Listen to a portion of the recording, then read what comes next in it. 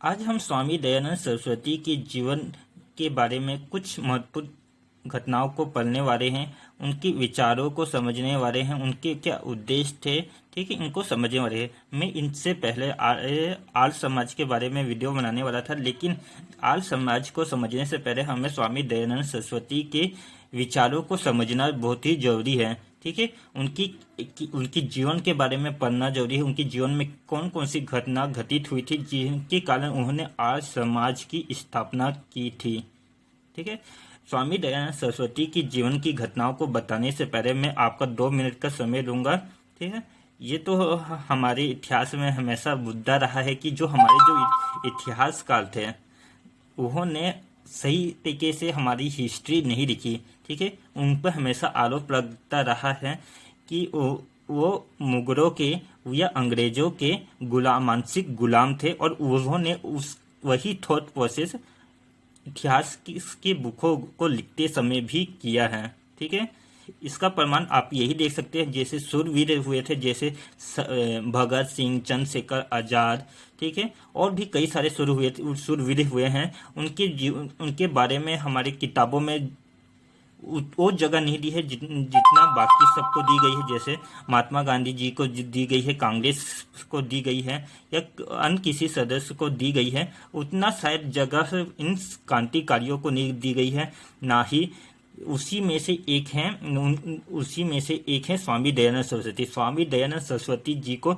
जो जगह दी जानी चाहिए थी वो जगह नहीं दी गई है। ठीक है, जब मैं स्वामी दयानंद सरस्वती के जीवन में घटी घटना को और उन्होंने क्या क्या कदम उठाए थे इनके बारे में आपको बताऊंगा, तो आपको पता चलेगा कि जो महात्मा गांधी ने काम किया, जो BR अम्बेडकर जी ने काम किया, उनसे पहले स्वामी दयानंद सरस्वती जी ये कर चुके थे। और जबकि इनका करना बहुत ही ज़्यादा कठिन था, क्योंकि उतने समय भारतीय समाज कई शारीरिक रूढ़ियों से ग्रसित थी। ठीक है, और उस समय उस रूढ़ियों को चोट पहुंचाने का काम स्वामी दयानंद सरस्वती जी ने किया। ठीक है, क्योंकि जब भी एक जड़ को हिलाना, ठीक है, जड़ को हिलाना ना बहुत ही ज़्यादा मुश्किल होता है। उस जड़ को जो हिलाता है, ठीक है, और कितना महान हो सकता है सब। ठीक है, शायद ये कहना अतिशयोक्ति नहीं होगा कि अगर स्वामी दयानंद सरस्वती नहीं होते तो महात्मा गांधी, BR अम्बेडकर जी जैसे जीवों ने काम किए हैं और शायद वो नहीं कर पाते। मैं ये नहीं बोल रहा हूँ कि महात्मा गांधी खराब थे या BR अम्बेडकर की मैं बुराई कर रहा हूँ, ऐसा बिल्कुल नहीं है। ठीक है, मैं आपको बता रहा हूँ जितना सम्मान है तो महात्मा गांधी को दिया जाता है, BR अम्बेडकर जी को दिया जाता है, कांग्रेस को दिया जाता है, उतना ही शायद सम्मान स्वामी दयानंद सरस्वती को भी हमारी इतिहास के बुकों में दिया जाता है। ठीक है, मैं यहाँ पर कांग्रेस की बात कर रहा हूँ, वर्तमान कांग्रेस की बात नहीं कर रहा हूँ। मैं आज़ादी वाली जो भारतीय राष्ट्रीय कांग्रेस थी 1885 में जो बनी थी, उस पार्टी की बात कर रहा हूँ ना। ठीक है, ये मत सोचिएगा मैं कांग्रेस बोल रहा हूँ कि वर्तमान कांग्रेस के बारे में बोल रहा हूँ। ठीक है, तो आप पढ़ते हैं, आप स्टार्ट करते हैं स्वामी दयानंद सरस्वती की जीवन की घटित घटना में। तो पहले देखते हैं इनका जन्म क्या हुआ था, इनकी कौन कौन गुरु थे, ठीक है, इनके बचपन का क्या नाम था, उन सबको देखते हैं। तो स्वामी दयानंद सरस्वती जी का जन्म, ठीक है, स्वामी दयानंद सरस्वती का जन्म 1824 में गुजरात के मोरवी, ठीक है, मोरवी में हुआ था। ठीक है, मोरवी में हुआ था। कहाँ हुआ था, कब हुआ था? 1824 में हुआ था, गुजरात में हुआ था, गुजरात के मोरवी में हुआ था। इनके बचपन का नाम, ठीक है, जो उनका वास्तविक नाम था, क्या था? मूलशंकर था, मूलशंकर था। आपको ये पूरा याद रखना है, डेट भी याद रखना है, इनका जन्म कब हुआ था, कहाँ हुआ था वो भी याद रखना है, इनके बचपन का नाम भी याद रखना है, मूलशंकर था। ठीक है, तो बचपन ये इनका जो स्वामी दयानंद सरस्वती एक जमींदार परिवार में जन्म हुए थे, तो इनकी आर्थिक स्थिति तो अच्छी थी। ठीक है, जिसके कारण और इनके घर का माहौल भी ऐसा था पूरी तरीके से जो अंधविश्वासों को कहा जाए तो नहीं मानते थे, और लेकिन अंधविश्वास को नहीं मानते थे, लेकिन इनका पूरी तरीके से झुकाव वैदिक संस्कृति की ओर था, जिनका प्रभाव इनमें भी पड़ा। ठीक है, स्वामी दयानंद सरस्वती में भी पड़ा, और इनका बचपन से झुकाव अध्यात्म की ओर था, वेदों की ओर था। ठीक है, आपसे क्वेश्चन से पूछा जाएगा कि स्वामी दयानंद सरस्वती का झुकाव किस में था। ठीक है, तो उसमें एक आता है पुराणों में। ठीक है, तो आपको आंसर लेना है कि स्वामी दयानंद सरस्वती जी का झुकाव पुराणों में नहीं था, बल्कि ये पुराणों की परमयता को स्वीकार नहीं करते थे। क्योंकि देखो, पुराण कब लिखा गए हैं? उत्तर वैदिक काल में, ठीक है। कई पुराण तो मुगल काल में जब मुस्लिम आगमन हुआ था, इन्वर्जन हुआ था, वहाँ उसमें भी कई सारे चीज लिखे गए हैं, जिसके कारण इसकी प्रामाणिकता को बिल्कुल भी सही नहीं माना जा सकता है, ठीक है। तो इसलिए, और उसमें जो जो कई सारी ऐसी चीजें लिखी गई हैं जिन पर विश्वास करना बिल्कुल भी हम विश्वास नहीं कर सकते, एक माइथोलॉजी बोल सकते हैं इसको, ठीक है। तो वेद, तो स्वामी दयानंद सरस्वती पुराणों की पारमिकता को विश्वास नहीं करते थे, वहाँ वेदों की पारमिकता पर विश्वास करते थे, ठीक है। तो क्या होता है 21 वर्ष की आयु में, ठीक है, बचपन से ही इनका झुकाव अध्यात्म वेदों की ओर था, ठीक है, वेदों की शोधों को और धार्मिक कर्म कांडों पर करते थे, ठीक है। यहाँ पर धार्मिक कर्म कांड बोल रहा हूँ, वो आडम्बर वाली कर्म कांड की बात नहीं कर रहा हूँ मैं यहाँ पर, ठीक है। तो 21 वर्ष की आयु में ये क्या करते हैं, अपने पिताजी से अनुमति लेते हैं और ये गृह त्याग करते हैं, ठीक है। फिर घुमक्कड़ी जीवन व्यतीत करते, घुमक्कड़ी जीवन व्यतीत करते हुए, ठीक है, घुमक्कड़ी जीवन व्यतीत करते हुए लोगों की स्थिति को अच्छे तरीके से समझते कि उनकी क्या स्थिति रहती है, वो किस तरीके से जीवन व्यतीत करते हैं, ठीक है। तो उन्होंने अपने जीवन में इस भ्रमण करते समय, ठीक है, उन्होंने जो अपनी यात्रा की, घुमक्कड़ी जीवन जीते के थे, उन्होंने देखा कि लोगों का झुकाव कहीं ना कहीं वैदिक संस्कृति से होते हुए पश्चात संस्कृति की ओर बढ़ता जा रहा है, ठीक है। ये अपने घुमक्कड़ी जीवन जीते समय उन्होंने महसूस कर लिया था, ठीक है। अब आते हैं 24 वर्ष की आयु में, ठीक है, यानी 1824 में जन्म हुआ था, यानी 1848 की बात है। इनकी मुलाकात दंडी स्वामी, ठीक है, दंडी स्वामी पूर्णानंद जी से होती है, ठीक है। दंडी का मतलब होता है जो स्वामी पूर्णानंद जी थे, और एक दंड यानी लकड़ी टाइप का, आप स्वामी दयानंद सरस्वती जी का कभी फोटो देखेंगे तो उनके हाथ में एक दंडी टाइप का रहता है, ठीक है। उसी कारण उनको बोला जाता है दंडी स्वामी पूर्णानंद, ठीक है। उनसे क्या किया, संन्यास ग्रहण किया, ठीक है। स्वामी दयानंद सरस्वती, ये क्वेश्चन पूछता है, स्वामी दयानंद सरस्वती ने संन्यास ग्रहण किससे किया?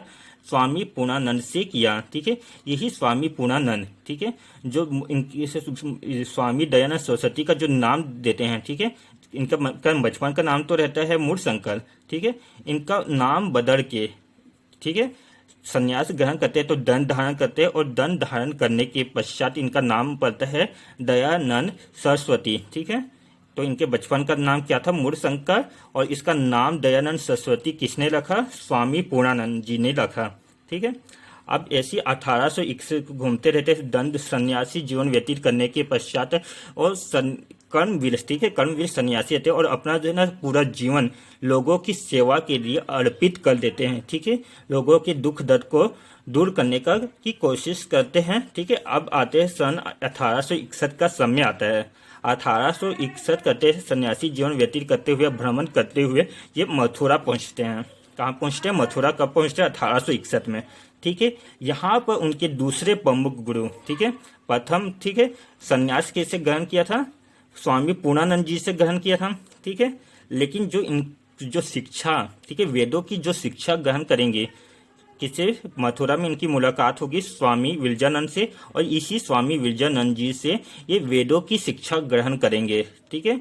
तो इनका झुकाव, और पहले से इनका झुकाव अध्यात्म की ओर था, ठीक है। अब बहुत ही ज्यादा इनका का, और वेदों की शिक्षा ग्रहण करने के बाद उनको अच्छी तरह से कंठस्थ करने के पश्चात, और तो ये पूरी अपना जीवन लोगों को, ठीक है। अब इसी में क्या होता है, विरजानंद भी कहीं काम कर रहे थे, जो लोग किसी कारणवश धर्म परिवर्तन कर चुके हैं, वैदिक संस्कृति से दूर जा रहे हैं, उनको पुनः ना अपने धर्म में वापस आने के लिए इसके लिए काम कर रहे थे, ठीक है। अब इनके शिष्य थे स्वामी दयानंद सरस्वती, उनका भी प्रभाव पड़ेगा, ठीक है। इनका भी प्रभाव स्वामी दयानंद सरस्वती पर पड़ेगा। अब ये स्वामी दयानंद सरस्वती और विरजानंद दोनों ही मिलकर लोगों को, ठीक है, पुनः वैदिक संस्कृति की ओर लाने के लिए कार्य करने में जुट जाएंगे, जिसके लिए जगह जगह भाषण देंगे, और वेदों की क्योंकि जो प्रामाणिकता है वो लोगों को बताएंगे अपने भाषणों के माध्यम से, ठीक है। तो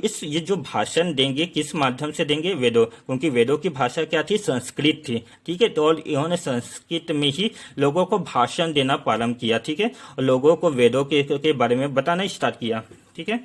इन्होंने अपने भ्रमण के दौरान देखा कि लोगों का झुकाव, ठीक है, मैंने ये पहले ही बता दिया, लोगों का झुकाव पश्चात शिक्षा की, पश्चात संस्कृति की ओर हो रहा है। लोग अपना धर्म परिवर्तन कर रहे थे, ठीक है। तो इन्हीं को वापस लाने के लिए, शुद्ध वैदिक धर्म की और संस्कृति की ओर लाने के लिए जगह जगह संस्कृत में भाषण देना स्टार्ट किया, ठीक है। अब संस्कृत भाषा तो काफी लोगों को समझ नहीं आ रही थी, ठीक है। संस्कृत भाषा जिसके कारण इनका जो दायरा था, इसका स्वामी दयानंद सरस्वती का दायरा बहुत ही कम था, ठीक है। अब क्या होता है, तो पुनः वैदिक में लाने के लिए, ठीक है, अब क्या होता है, ये क्या करते हैं, शुद्धि आंदोलन, ठीक है। आपसे क्वेश्चन आता है शुद्धि आंदोलन किसने चलाया था, तो शुद्धि आंदोलन का मतलब क्या होता है, पुनः अपने धर्म में वापस आना, जिन्होंने किसी कारणवश अपना धर्म त्याग कर दिया है, ठीक है, उनको पुनः अपनी वैदिक संस्कृति की ओर लाना, वैदिक धर्म को अपनाने के लिए उनको प्रेरित करना और वेदों की पारमिकता को उनको बताना, ताकि वहाँ वेदों का जो वास्तविक चीज है, ठीक है।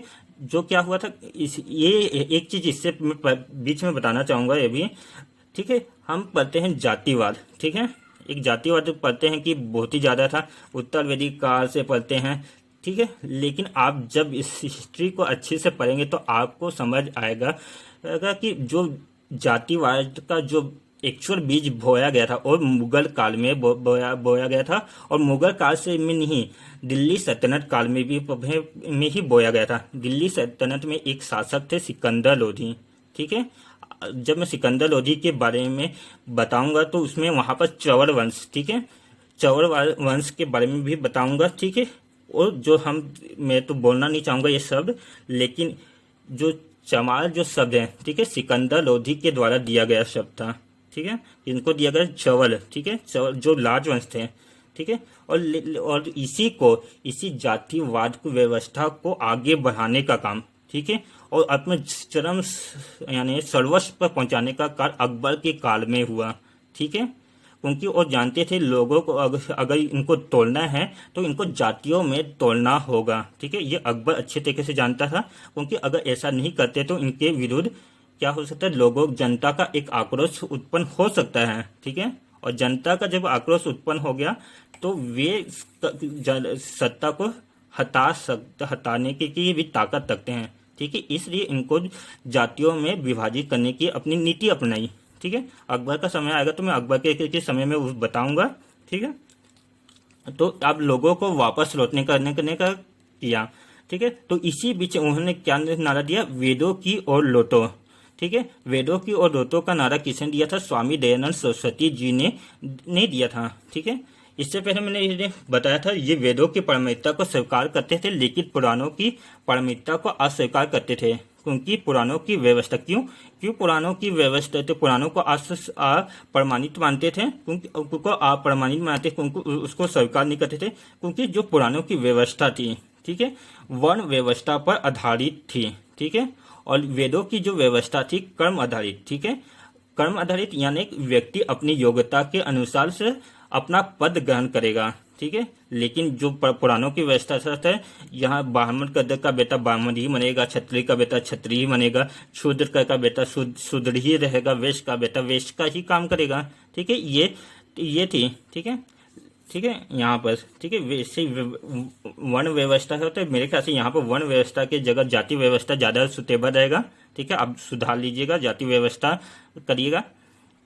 अब क्या होता है, 1863 में, ठीक है, 1863 में हिंदू धर्म के लिए पाखंड, ठीक है, पाखंड खंडिनी पताका, ठीक है, पताका का अर्थ होता है ध्वज, झंडा, ठीक है। ये क्या किए थे 1863 में, ठीक है, 1863 में हिंदू धर्म के लिए पाखंड खंडिनी ध्वज फैलाए थे, यानी पताका फैलाए थे। अब इन्होंने अपना झंडा फहरा के कर दिया था कि अब हम आगे हैं वैदिक संस्कृति की रक्षा करने के लिए, हम पुनः वैदिक संस्कृति के मूल रूप में उसको स्थापित करेंगे। ये 1863 में इन्होंने अपने ध्वज के माध्यम से संदेश दे दिया, ठीक है। अब इतना चीज पता चला। अब इनके के प्रमुख तथ्य देख लेते हैं, उन्होंने क्या क्या किन किन क्षेत्रों में काम किया स्वामी दयानंद सरस्वती, ठीक है। तो स्वामी दयानंद सरस्वती इस समय क्या हुआ था, शूद्रों और स्त्री दोनों को ही वेद पढ़ने की अनुमति नहीं थी, ना ही उच्च शिक्षा, ठीक है, ना ही उच्च शिक्षा प्राप्त करने की तो व्यवस्था नहीं थी। तो स्वामी दयानंद सरस्वती जी, ठीक है, स्वामी दयानंद सरस्वती सब लोगों से लड़ गए कि सभी को, ठीक है, चाहे स्त्री हो शूद्र हो, सबको जो उच्च जाति को जो अधिकार है वही अधिकार मिले, ठीक है। अब इसी से समझ सकते हो 80 ये समय है 1874 का समय है, ठीक है, 1874 का समय। इस समय आप कितने भी महान इससे पहले जितने भी महान व्यक्ति आए, चाहे राजा राम मोहन राय आए, ठीक है, उन्होंने कभी भी इस विषय में ना स्त्री की सती प्रथा हराने के लिए काम किया, शिक्षा के लिए काम किया, लेकिन जो एक्चुअल में ग्राउंड लेवल में जो प्रयास किया, ठीक है, इसके लिए इन्होंने क्यों नहीं, स्वामी दयानंद सरस्वती, आपको आगे पता चलेगा कि इनके द्वारा जो शिष्यों के द्वारा आर्य समाज के द्वारा, ठीक है, वहां पर इम्प्लीमेंट भी किया गया, ग्राउंड में जो इम्प्लीमेंट जो किया, ठीक है, और स्वामी दयानंद सरस्वती ने ही किया। और इसके अतिरिक्त, ठीक है, गौ रक्षा के लिए यह सर्वप्रथम, ठीक है, इस समय गौ रक्षा के सर्वप्रथम अगर किसी ने अभियान चलाया था, ठीक है, स्वामी दयानंद सरस्वती ने, ठीक है। तो आपसे क्वेश्चन आता है गौ रक्षा के लिए सर्वप्रथम अभियान किसने चलाया था, तो स्वामी दयानंद सरस्वती ने नहीं चलाया था। तो आर्य समाज के बारे में जब पढ़ूंगा बताऊंगा आपको, तो उसमें आर्य समाज के ड्यूटी प्रमुख, ठीक है, ड्यूटी प्रमुख जो उद्देश्य था ये गौ रक्षा ही था। पहला तो था पुनः वैदिक संस्कृति को स्थापित करना, ठीक है, वैदिक संस्कृति स्थापित करना उनका पहला उद्देश्य था, और दूसरा उद्देश्य था गौ रक्षा के लिए अभियान चला, ठीक है। ये क्या है, वन व्यवस्था या जाति व्यवस्था पर विश्वास नहीं करते थे, कर्म व्यवस्था पर विश्वास करते थे, कर्म व्यवस्था पर विश्वास करते थे। तीसरा पॉइंट है, चौथा पॉइंट है वे वेदों की प्रामाणिकता का स्वीकार करते थे, पुराणों की प्रामाणिकता को अस्वीकार करते थे। इन्होंने शुद्धि आंदोलन चलाया। स्वराज, ठीक है, इसमें बड़ा कंफ्यूजन होता है कि स्वराज शब्द किसने दिया था, ठीक है। इसमें स्वराज से संबंधित 3 नाम आते हैं। एक तो आता है स्वामी दयानंद सरस्वती का ही नाम आता है, दूसरा नाम आता है दादा भाई नौरोजी का आता है, और तीसरा नाम आता है बाल गंगाधर तिलक, ठीक है। लोग अधिकतर बाल गंगाधर तिलक ही आंसर मानते हैं, क्योंकि जब क्या हुआ था 1900 से होम रूल लीग आंदोलन चला था, तब बाल गंगाधर तिलक ने स्वराज मेरा जन्म सिद्ध अधिकार है, मैं इसे लेकर रहूंगा, ये नारा दिया था, ठीक है। अधिकतर उनके दिमाग में वही रहता, बाल गंगाधर तिलक ने दिया था, ठीक है। तो आंसर स्वराज शब्द दिया जाता है कि स्वराज शब्द का नारा किसने दिया था सर्वप्रथम, तो बाल गंगाधर तिलक ने, ठीक है। लेकिन तिलक मार के आंसर आ जाते हैं और पकड़ लेते हैं अपना, ठीक है यानी गलत हो जाता है उनका आंसर। तो आपको याद रखना है कि स्वराज शब्द का नारा सर्वप्रथम स्वामी दयानंद सरस्वती जी ने ही दिया था, ठीक है। स्वराज का अर्थ होता है यानी स्वयं का अधिकार, ठीक है, यानी स्वयं का देश, ठीक है। इसीलिए उन्होंने दिया था, क्या नारा दिया था, अच्छे से अच्छा विदेशी राज, ध्यान से सुनिएगा, अच्छे से अच्छा विदेशी राज बुरे से बुरे देसी राज से बुरा होता है, ठीक है। चाहे कितना भी विदेशी राज कितना भी अच्छा हो, लेकिन वहाँ जो अपने देश के जैसा नहीं हो सकता। जो अपने देश में जो खुशी है वो किसी भी महान विदेशी राज्य में नहीं मिल सकती है, उनका कहना था, ठीक है। हिंदी को, ठीक है, 8वां पॉइंट था हिंदी को राष्ट्र भाषा बनाने की वकालत, ठीक है। हिंदी को राष्ट्र भाषा बनाने की वकालत सर्वप्रथम स्वामी दयानंद सरस्वती जी ने ही की थी, ठीक है। बाद में यही कारण, ठीक है, आप ध्यान से रखिएगा, जब मैं आर्य समाज के बारे में बताऊंगा तो उसका जो विभाजन का जो कारण बनेगा, ठीक है, यही कारण बनेगा, भाषा, ठीक है। 2 पक्ष बच जाएंगे, एक जो थी अंग्रेजी की शिक्षा के पक्ष में थे, जो दूसरे पक्ष थे और अंग्रेजी और हिंदी दोनों के भाषा के पक्ष में थे, लेकिन जो कुछ कट्टर थे, जो स्वामी दयानंद की कट्टर आइडियोलॉजी को अपनाना चाहते थे, और क्या चाहते थे, केवल सिर्फ हिंदी, भारत की एक ही राष्ट्र भाषा हो और कौन सी हो, हिंदी, इसके अलावा नहीं। बाद में जब 83 में स्वामी दयानंद सरस्वती की मृत्यु होगी, तो ये इसकी कुछ वर्षों के पश्चात ही यहाँ 2 भागों में बच जाएगा आर्य समाज, ठीक है।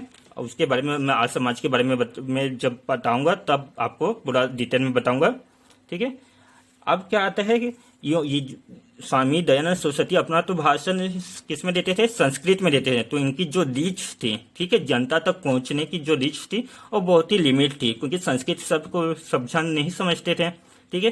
तो 1872 में इनकी मुलाकात केशव चंद्र सेन, ठीक है, केशव चंद्र सेन। लास्ट वीडियो में मैं याद करिए ब्रह्म समाज का जब बताया था तो मैं केशव चंद्र सेन के बारे में बहुत सारी चीजें बताई थी।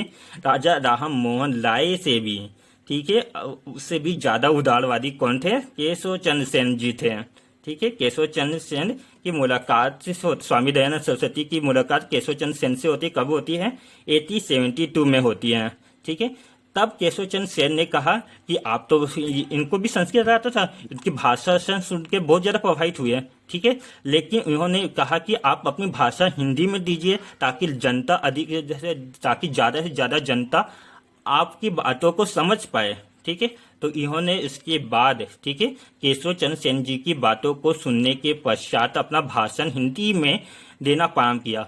अब जैसे ही हिंदी में इन्होंने भाषण दिया पूरे भारत में, ठीक है, यानी मेनली उत्तर भारत में इनकी जो ख्याति थी पूरी फैलने लगी, ठीक है। अब देखो काल याद रखना 1872, ठीक है। अब आता है 1874 में इन्होंने अपनी एक रचना लिखी, सत्यार्थ प्रकाश की रचना रखी, ठीक है। आपको याद रखना स्वामी दयानंद सरस्वती की जो रचना थी सत्यार्थ प्रकाश थी, ठीक है, या पत्रिका भी बोल सकते हो, सत्यार्थ प्रकाश थी, जो कि 1874 में लिखी गई थी। जो इनकी जो रचना थी 1874 में, आपको ये सन भी याद रखना है क्योंकि सन आया हुआ क्वेश्चन है। 1874 में सत्यार्थ प्रकाश की रचना की थी, ठीक है। भारत का सबसे सर्वप्रथम समाचार पत्र किसी भारतीय के द्वारा निकाला गया कौन सा? वो कमेंट सेक्शन में आप बताएंगे मुझे, क्योंकि मैंने आपको लास्ट वीडियो में जब ब्रह्म समाज का बताया था तो उसमें मैं बताया था, और उससे पहले राजा राम मोहन राय के बारे में जब बताया था तो उसमें भी मैंने बताया था आपको, ठीक है। तो आप कमेंट सेक्शन में बताइए कि किसी भारतीय के द्वारा प्रकाशित प्रथम पत्रिका कौन सी थी, ठीक है। 1875। अब आता है इनके जीवन का सबसे महत्वपूर्ण घटना, जो कि मेंस की दृष्टि से भी हमें पढ़ना है, और है 1875 में आर्य समाज, ठीक है। 1875 में आर्य समाज की स्थापना कहाँ करते हैं? मुंबई में करते हैं, ठीक है। मुंबई में, जिसको मुंबई अभी तो मुंबई बोलते हैं, उसके समय बम्बई बोला जाता था, ठीक है। बम्बई में आर्य समाज की स्थापना करते हैं, ठीक है। 2 वर्ष के पश्चात, कब? 1877 में, ठीक है। आर्य समाज की अपनी जो बम्बई में जो कार्यकारी जो हेडक्वार्टर था उसको परिवर्तित लाहौर लेकर जाते हैं, ठीक है। तो इनकी जो प्रथम राजधानी थी, यानी जो हेडक्वार्टर था बम्बई था, और ड्यूटी उसको बाद में बदल देंगे 1877 में लाहौर में बदल देंगे, ठीक है। आप मैगजीमर देख लीजिएगा कि आपको सिर्फ एक ही बताता है कि इन्होंने 1875 में आर्य समाज की स्थापना की थी, कहाँ की थी? बम्बई में की थी। इसके अलावा इसके बाद नहीं बताते हैं, ठीक है। अगर थोड़ा से भी तब आपसे क्वेश्चन पूछा तो आप वहीं पर पकड़ लेंगे, ठीक है। आपको पूरा याद करके जाना है कि 1875 में आर्य समाज की स्थापना बम्बई में की थी। 2 वर्ष के पश्चात इन्होंने अपनी नई राजधानी लाहौर कर ली थी, ठीक है, लाहौर कर ली थी, ठीक है। अब आता है एक शख्स का नाम आता है वैलेंटाइन सियोल, ठीक है, वैलेंटाइन सियोल, ठीक है। इनकी जो पुस्तक थी इंडियन अनलेस्ट, ठीक है, इंडियन अनलेस्ट में इन्होंने आर्य समाज को भारतीय अशांति का जनक कहा था। इसे कहा था आर्य समाज को भारतीय अशांति का जनक, वैलेंटाइन सियोल, ठीक है। अब क्या हुआ, किस लिए इनको अशांति का जनक? एक तो इनको मिर्ची लगी थी कि आर्य समाज यदि स्वामी दयानंद सरस्वती के प्रयास से पुनः जो कन्वर्टेड हो गए हैं वह पुनः अपने उन्हें वैदिक संस्कृति की ओर अग्रसर हो रहे हैं, ठीक है, वैदिक संस्कृति की ओर अवलोक रहे हैं। तो एक तरीके से ये तो खुन्नस था। अब इनको बदनाम, ठीक है, इनको अब यहाँ से कई सारे इतिहासकारों ने इनको बदनाम करने की एक योजना बना दी, ठीक है। कई सारे तर्क दिए गए इनको, तो ठीक है, इनको भारतीय अशांति का जनक भी कहा गया स्वामी दयानंद सरस्वती जी को, ठीक है। लेकिन इसी बुक में इन्होंने एक तारीफ भी की, ठीक है, एक बुराई भी की तो एक तारीफ भी, वैसे बुराई तो बहुत सारी की, ठीक है। तारीफ के लिए बस एक ही चीज कह दिया स्वामी दयानंद सरस्वती जी को भारत का मार्टिन लूथर, ठीक है। भारत का मार्टिन लूथर किसे कहते हैं? स्वामी दयानंद सरस्वती को कहते हैं, ठीक है। अब मार्टिन लूथर कौन थे, इसके लिए एक अलग से वीडियो बनाऊंगा। इनकी भी एक बड़ी इंस्पायरेशन, बड़ी मोटिवेशन स्टोरी है मार्टिन लूथर की, ठीक है। इतना तो समझ आ गया था कि धर्म से रिलेटेड होगा, धर्म से रिलेटेड मार्टिन लूथर ने भी काम किया होगा, ठीक है। तो भारत का मार्टिन लूथर किसे कहते हैं? स्वामी दयानंद सरस्वती जी को कहते हैं। 1883 में अजमेर में स्वामी दयानंद सरस्वती की मृत्यु होगी, ठीक है। 1875 में आर्य समाज की स्थापना करते हैं, ठीक है। और 1883 में इनकी मृत्यु अजमेर में हो जाती है, ठीक है। इसके नेक्स्ट लेक्चर में मैं आपको आर्य समाज के बारे में बताऊंगा, जिसके बारे में उसकी स्थापना कब हुई थी, इसका उद्देश्य क्या था, कारण।